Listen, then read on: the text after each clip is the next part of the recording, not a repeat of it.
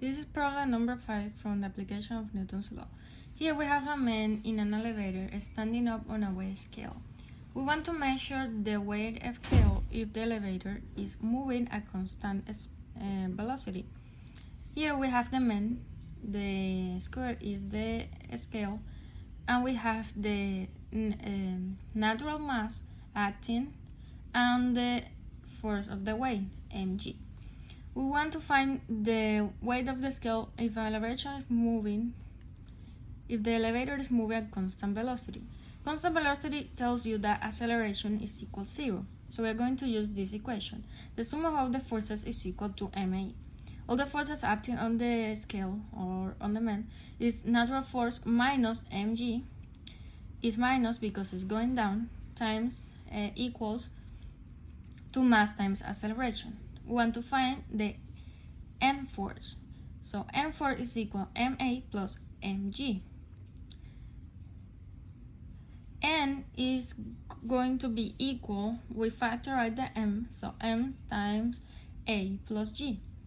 N is equal, m is 80, acceleration is 0, so is 80 times 9.8 is equal to 784 newtons. We find n here because the scale is going to measure the normal force. So in B, we want to find the weight of the scale when the elevator is moving down at constant velocity.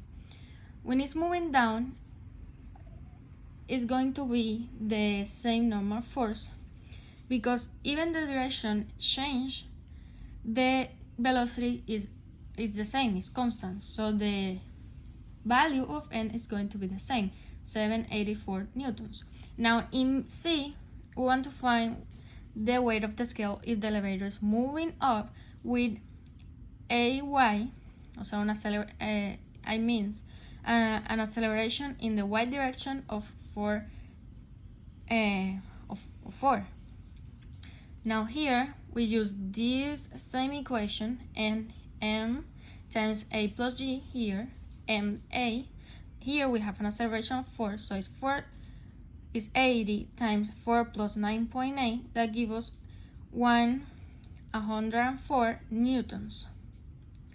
Here the arrow of n, of the force n acting on the scale, is going to be bigger than the arrow of the force of weight because there is an acceleration up, so the arrow of n is going to be bigger.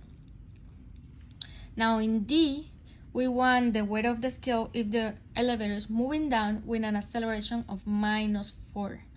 So we're going to do the same as here. So 80 times -4 plus 9.8 gives us 464 newtons.